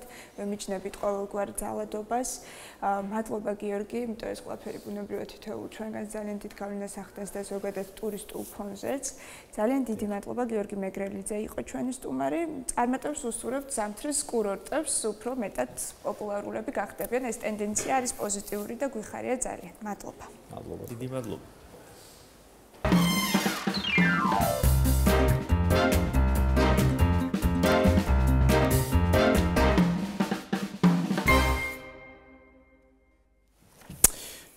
ჩვენი გადაცემა გრძელდება.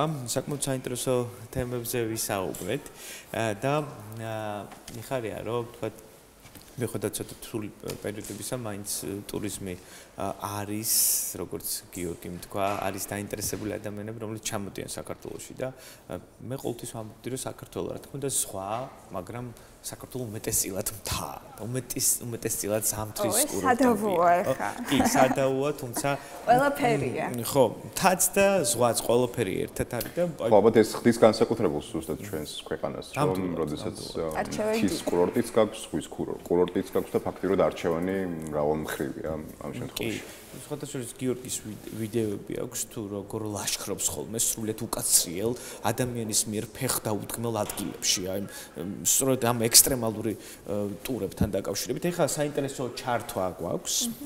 ნონა მგზავრიძე გვიერთება, ჩვენი კოლეგა, ჟურნალისტი პირდაპირ ეთერში. ნონა, მოგესალმები. მოგესალმებით, ნონა, როგორც ვიცით, ბერი გაბრიელის შესახებ ბიოგრაფიული ფილმის გადაღებები მიმდინარეობს ჩვენს ქალაქში, გარკვეული ეპიზოდი უნდა გადაიღონ.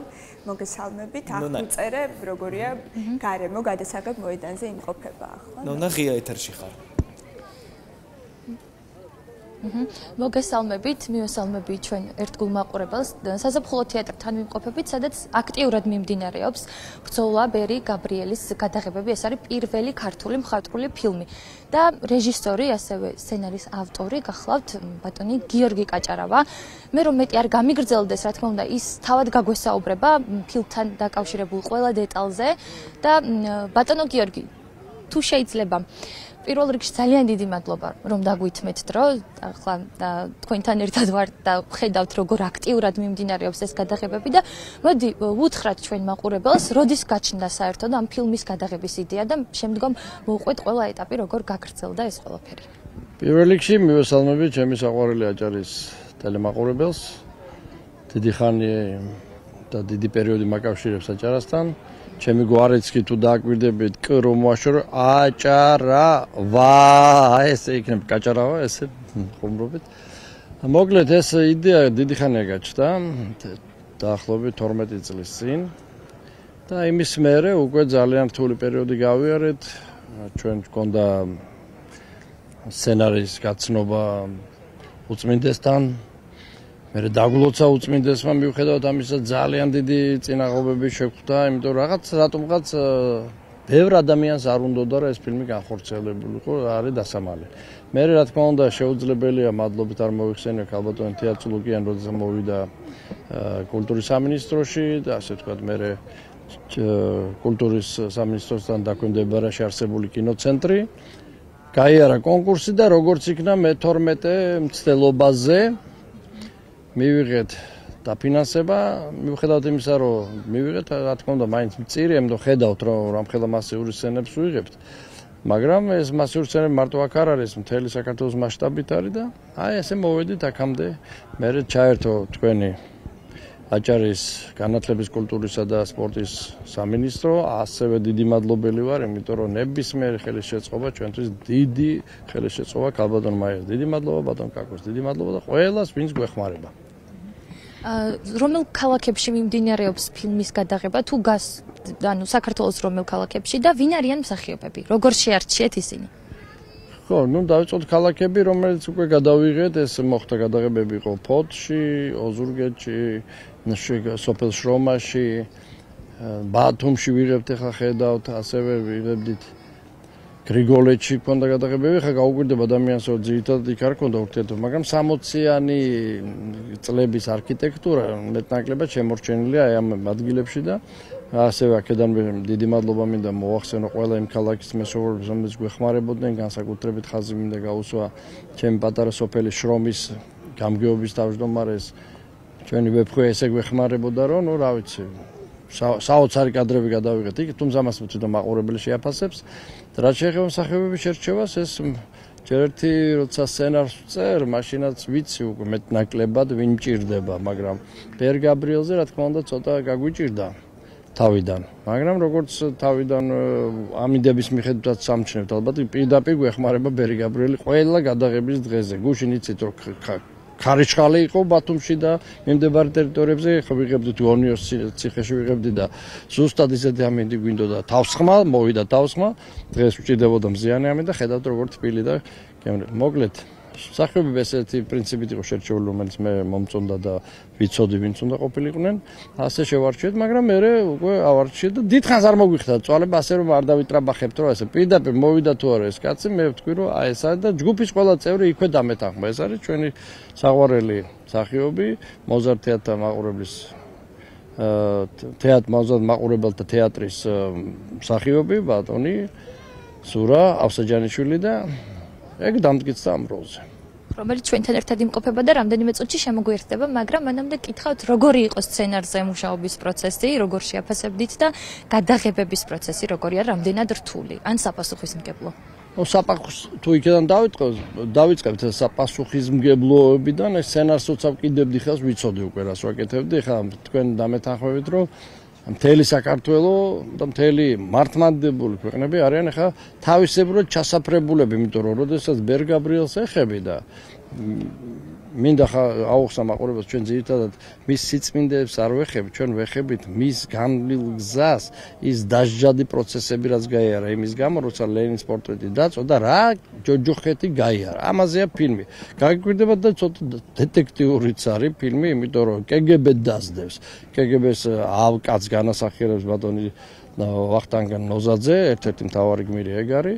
და მისი იქ არიან გიორგი ცაავა და ასე შემდეგ შესანიშნავი მსახიობები და ესენი არიან ოპონენტები ჩვენი ბერი გაბრიელისა და რა თქმა უნდა სცენარზე როცა მუშაობდი უზარმაზარი არქივების გადაკეთება დამჭირდა, მათ შორის კგბ-ს არქივებიც ვნახე და ასე შემდეგ. ასე რომ ფილმი დაფუძნებულია რეალურ მოვლენებზე, ხოლო რაც შეეხება იმას თუ რამდენად თულად მიმდინარეობს გადაღებები, ეს იმდენად ამაღლებული ამბავი ხდება, მიუხედავად იმისა, რომ ტალახში, ჭუჭქში, თოვლში, რა ვიცი, სად არ ვიღებ და როგორ პირობებში ფილმის ჩვენ თუმცა ეს ყველაფერი ჩანს, მე მთელი ჯგუფს მინდა მადლობა გადაუხადო, რომ აი შეგნების დონეზე აქვს დაყვანილი, რომ რაზე კეთდება ფილმი, რისთვის კეთდება ეს ფილმი, რომ ეს ფილმი აუცილებელია მთელი ჩვენი ახალგაზრდობისთვის, რომ გაიაზრონ რას ნიშნავს ერთი კაცის დგომა. სისტემის წინააღმდეგ, მაგრამ გააზრებული დგომა. აი ეს მიყვარს მე გმირში და ეს ამას ვაჩვენებ ჩვენ ფილმში, როგორი საოცარი გზა გაიარა ერთმა კაცმა მთელი სისტემის წინააღმდეგ. როდის იხილავს ნათელს ეს ფილმი და როდის შეუძლებთ რომ ჩვენ ბოლო ვალდებულება, ასე თქვა კინოცენტრთან თავისებური ვალდებულება გაგვაჩნია, გვაქვს 2 ნოემბერი, ამ წლის 2 ნოემბერი. თუმცა თუ ესე კარგად ღმერთის გავაგზავნებთ როგორც ახლა მივდივართ და თუ კინოცენტრიდან განსაკუთრებით ხელშეგვეწყობა ხა პატარა ხელშეწყობა გჭირდება და დროულად მოგხედავენ ის რაც ხელშეკრულებით გვაქვს გაფორმებული, მაშინ უფრო ადრე შეიძლება ვიხილოთ, მაგრამ ყოველ შემთხვევაში ვერ გადაცდება 2 ნოემბერს. უღრმესი მადლობა ახლა დრო. მადლობა ყურადღებისთვის და მხარდაჭერისთვის, ყველა თქვენ ჩართვა ჩვენთვის აუცილებელია და მადლობთ. გაიხარეთ, თუ შეიძლება ჩვენთან ერთად იმყოფება ასევე მთავარი როლის შემსრულებელი ბატონი ზურა ავსაჯანიშვილი და ბატონო ზურა თქვენს დიდი მადლობა რომ გვითმობთ დროს. პირველ რიგში მინდა გითხრათ, როგორ იყო თქვენი ემოცია, როდესაც შემოგთავაზეს ეს როლი? წარმოიდგინეთ, გთავაზობენ ბერი გაბრიელის როლს, ემოცია კი არის, არ ვიცი, ვერ აგიხსნით მე. თან ცოტა გეშინია, თან ცოტა გიხარია, თან რაღაცა ესეთი ხდება შენში, რომ ვაი და შევძლებ ამას. თან გერიდება, რომ უნდა შეასრულო, არ ყოფილა, ეხლა მე კინოში არა ვარ ესეთი ბევრჯერ გავლილი კაცი და თან უცბად რომ მოდიხარ და მთავარ როლს გაძლებენ და ამ პიროვნების ესეთი ამბავი ცოტათი რთული კი არის. მაგრამ ღვთისწყალობით მე მგონი ყველაფერი გამოგდის და გვეხმარება ამაში ალბათ ბერი გაბრიელის და თან ბატონი გია ისეთი რეჟისორია, ისეთი კუთხით უდგება ამ ყველაფერს, ან ძალიან ჯერა ამ ყველაფრის. თან მთავარი ფაქტორი ის არის, რომ ამ კაცმა ბატონ გიაზე მაქვს ჯერ საუბარი. როგორც ამ ბატონმა რეჟისორმა გზა გაიარა, რომ ეს 12 წელი ჩვენ ხო არ ვიცით ხა ის 12 წელი დაწერა, როგორი იბრძოლა, რომ აქამდე მოვიდა. 12 წელი დაჭირდა იმას, რომ დაეძახა მატორ და დაწყებულიყო ფილმი. წარმოიდგინეთ, როგორი ბრძოლები ქონდა და ეს ჩემთვის იყო ალბათ პირველი სტიმული იმის, რომ მინდოდა, რომ რახან ამ კაცმა ეს გაიარა გზა, მინდოდა, რომ დავხმარებოდი რაღაც, თუ შევძლებდი რასაკვირველია და ყველაფერი მიდის კარგად ჯერჯერობით. ფილმის გამოგდის კარგი. ჩემ თავზე რა გითხრათ ახლა? ვცდილობ რომ რაღაცნაირად მაინც ვაჩვენო ის ტკივილი რაც გაიარა ამ კაცმა. თან ეს ხო ერთი ადამიანის ბრძოლაა სამყაროს წინააღმდეგ, ბოროტის სამყაროს წინააღმდეგ და თქვენ უფრო მეტად გრძნობთ ახლა მის განვლილ ცხოვრებას. ვერ გეტყვით, იმიტომ რომ გრძნობ არ ქვია ამას. ეს აი მე ვიტყვი უფრო მინდა რომ დასრულდება. ეს არის ჩემ თავშიც დიდი ბრძოლა, ხვდებით? ვიღაცა შეიძლება ეს მისტიური ამბები ეგონოს, მაგრამ ესე ხდება ხალხო დამიჯერეთ. ეს არის შინაგანის გარდა არის კიდე რაღაცა გარედან ბრძოლები, მაგრამ ამასაც დავძლებთ და გამოვა ყველაფერი კარგად. მე მგონი, ვფიქრობ. სხვა როლებთან შედარებით მაინც რითი გამოარჩევდით, აი რამდენად დიდ სირთულეს წარმოადგენს ამ როლისთან? ვიცით რა შესაქმე ხა? აი ყურეთ რაღაცას რომ როლებს რო თამაშობ ხო სხვადასხვა პერსონაჟს გმირს ანუ რაღაცით ამ პერსონაჟს ძერწავ შენში ხვდებით აძლევ რაღაცას გარეგნულ იერს ახეს რაღაცად განცდებს ზოგი ისეთი მაგრამ აქ რა უნდა მიცი ამას ხვდებით ვერაფერს ვერ აძლევ ამას ენდობე პირიქით უბრალოდ რა არის ისე სრულიად შენს ხეულს და შენ გონებას ჩუქნი მამა გაბრიელს ხვდებით და ის აკეთებს თავის საქმეს. მე ასე მგონია, იმიტომ რომ არის ხომ ესეთი მომენტები, როდესაც მე თვითონ ვერ ხვდები ამას როგორ რანაირად ვშვრები, იმიტომ რომ ეს ჩემს პრაქტიკაში არ ყოფილა, მაგრამ რაღაცნაირად მგონია, რომ ჩემით რაღაცა ხდება. ანუ მჯერა ამისი, ან მინდა რომ იყოს ასე რა. თავარი რწმენა. რწმენა რასაკვირველია. საერთოდ ყველაფრის ალბათ. ძალიან დიდი მადლობა ბატონო ზურა დაგემშვიდობებით. საინტერესოა წამყვანებს ხომ არ აქვთ კითხვა, მაგრამ უკვე შემოგვეფანტნენ რესპონდენტები, ასე რომ მგონი დამშვიდობების დრო. მადლობა. მე წარმატებებს უსურვებ ამბულს, თუმცა ყოველთვის ფრთხილად უნდა ვიყოთ, როდესაც ამ მასშტაბის წმინდანზე ფაქტიურად პერსონაჟზე და წმინდანზე ფილმს ვიღებთ ხოლმე, იმიტომ რომ ეს ყოველთვის სენსიტიური თემა მე ვემხრობი ხოლმე დოკუმენტურ ჟანრში ყოფილიყო მსგავსი ფილმები გადაღებული, იმიტომ რომ ყოველ შემთხვევაში წარმატება უსურვოთ ამ ფილმს და თუმცა ცნობიერებენ აბსოლუტურად ამ პასუხისმგებლობას, როგორც ავტორი ასე მივუდგეთ ესეთ საკითხებს, ანი რეჟისორია და დამეთანხმება ეთერს გარეთ ამაზე საუბრობდით და წარმატება უსურვოთ ნებისმიერ შემთხვევაში. ისევ კინემატოგრაფზე ვაგრძელებთ საუბარს. ერთ-ერთი ყველაზე უნიკალური, არაორდინალური და ექსცენტრიკული რეჟისორის დევიდ ლინჩის შემოქმედებას მსურშავე, ხო? 16 იანვარს სამწუხარო ინფორმაცია გავრცელდა კინომოყვარულებს განსაკუთრებით დაგვიწყდა გული 78 წლის ასაკში გარდაიცვალა დევიდ ლინჩი. საინტერესო და ნიშანდობლივი არის ის, რომ გუშინ 20 იანვარს მისი დაბადების დღე იყო. ფაქტობრივად ახლა ვერ ხვდები, მე იმიტომ საუბრობ დღეს, რომ რამდენიმე დღის წინ გარდაიცვალა თუ იმიტომ რომ გუშინ მისი დაბადების დღე იყო. მსგავსი პარადოქსები დამახასიათებელია დევიდ ლინჩისთვის და ეს უხდება ახლა ეს პარადოქსი, იმიტომ სიკვდილის და სიცოცხლის ჭიდილი იქნება თუ კიდევ ძალიან ბევრი საინტერესო მეტაფიზიკური საკითხი არის განხილული მის ფილმებში. იმისთვის რომ აღწერო რაობა დევიდ ლინჩის შემოქმედების კინემატოგრაფში, მთელი დიდი შესვენების ეთერი არ გვეყოფა. დღეს შევეცდები რომ რამდენიმე ნიშანდობლივ ინფორმაციაზე გავაკეთო აქცენტი, რომელიც შესაძლოა თქვენთვის იყოს ახალი. დავიწყებ იმით, რომ იცოდით თუ არა, სანამ კინოთი და რეჟისორობით დაინტერესდებოდა, დევიდ ლინჩი ფერწერას ეუფლებოდა ხელოვნების აკადემიაში. ჩვენ შეგვიძლია ვიხილოთ მისი ნახატები, რომლებიც ისეთივე მისტიკური და ბუნდოვანია, როგორც თავისი ფილმები. ძალიან საინტერესოა მისი ხელწერა. აუცილებლად უნდა ვთქვათ ისიც, რომ კინემატოგრაფში უკვე სარეჟისორო დებიუტისას ის თავად იყო მხატვარი თავისი ფილმების, როგორც დიზაინების ესკიზების ავტორი, ასევე კადრირების მხატვარიც იყო თავად და ჩვენ ახლა ვხედავთ კადრს საშლელ თავადან, Eraserhead, რომლის მხატვარი იყო დევიდ ლინჩი. შემდგომ უკვე, როდესაც ბუნებრივია შემოსავალი გაიზარდა რეჟისორს და პოპულარული გახდა, ის უკვე თანამშრომლობდა პროფესიონალ მხატვრებთან. ძალიან რთულია თარგმნო ის მოცემულობა, რასაც გეუბნება დევიდ ლინჩი, ამიტომ ბუნებრივია ძალიან დიდი გამოწვევა იქნებოდა მხატვრებისთვის, მაგრამ ცხადყოფს დევიდ ლინჩის შემოქმედება, რომ ის ისეთ პროფესიონალ მხატვრებთან თამაშობდა, რომლებიც აბსოლუტურად რეალურად აქცევდნენ ყველაფერი საინტერესო და ფანტასმაგორიულ იდეას, რომელიც უჩნდებოდა დევიდ ლინჩს. აი ხა Eraserhead ვახსენეთ, ხომ, ეს საშლელ თავა.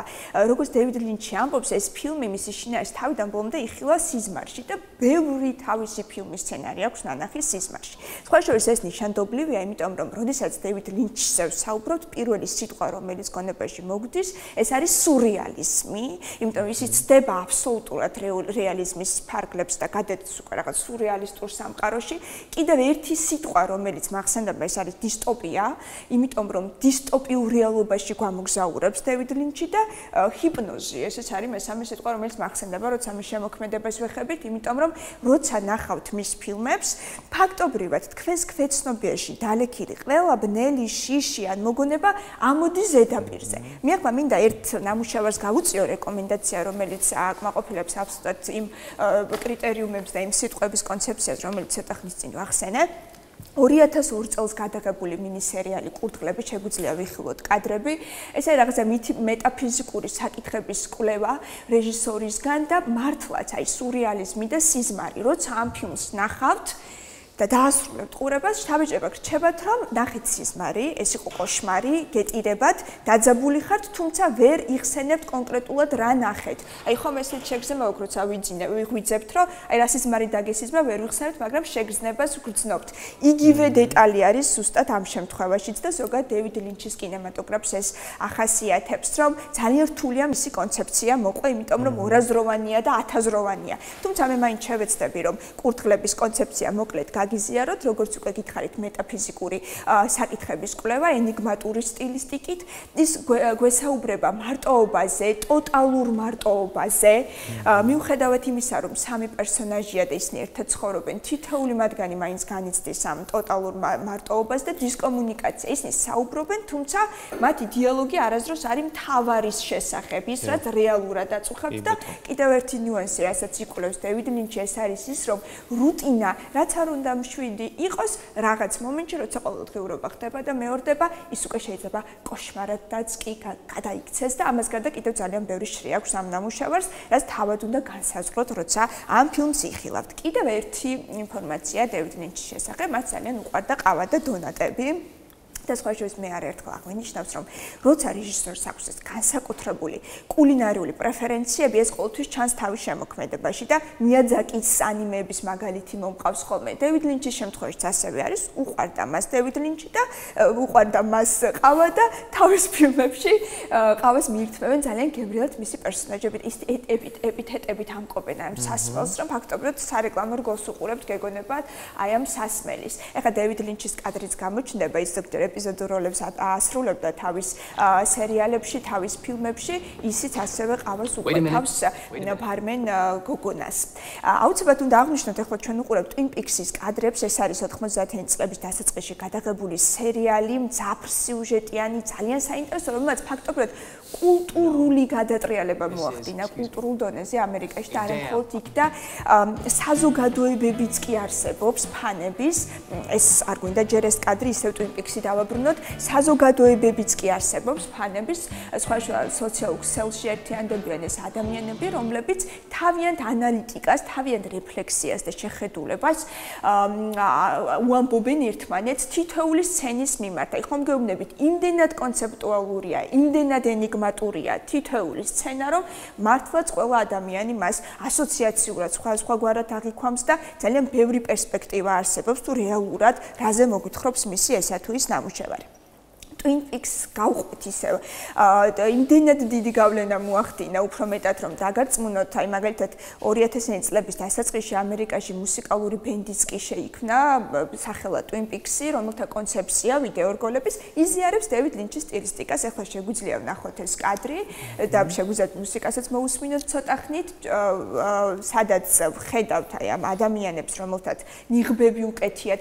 ცოტა ხნის წინ ხომ ნახეთ კურდღლები, სადაც ეს კურდღლის ნიღბები ეკეთათ და ფაქტობრივად ამ კონცეფციას იზიარებენ ეს ახალგაზრდები, შემაშფოთებელია, დამრთგუნველია, თითქოს თავისებურად აბსურდულიც არის, ну აბსურდული ნარატივი ეს ბუნებრივია დევიდ ლინჩისთვის დამახასიათებელია. კიდევ ერთი საინტერესო დეტალი Twin Peaks-ის შესახებ, გასაგებია რომ ხატრები აბსოლუტურად თარგმნიდნენ მის ყველა მოთხოვნას, რა ხდება მაშინ როცა მუსიკაზე მიდგებოდა საქმე, ხომ? ანჯელო ბადალამენტი გენიალური რეჟისორი არის, კომპოზიტორი არის Twin Peaks-ის მუსიკალური კომპოზიციების ავტორი და ჩვენ ცოტა ხანში ახლა ვიხილავთ კადრს, სცენას, როგორ იხსენებს ანჯელო, ერთად ისხდნენ ისინი მუსიკალურ ინსტრუმენტთან, დევიდ ლინჩთან ერთად ანჯელო იჯდა, ლინჩი ვერბალურად ეუბნებოდა განწყობას, თუ ეხლა რა ემოციურ მდგომარეობაში იმყოფება პერსონაჟი და ანჯელო ფაქტობრივად მუსიკალურად თარგმნის, ხმას ავუწიოთ. And I would go and he said, "Oh, that's it. Oh, that's so beautiful.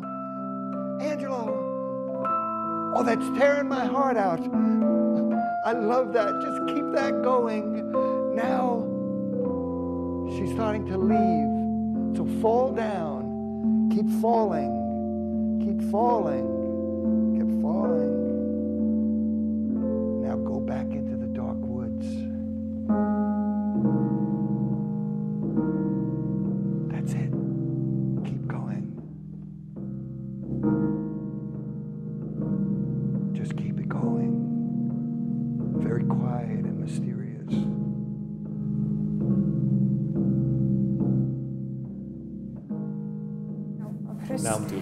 ხილვა. ანიმაციურ ფილმებზეც მუშაობდა დევიდ ლინჩი, მრავალ მხრივ საინტერესო იყო ეს რეჟისორი.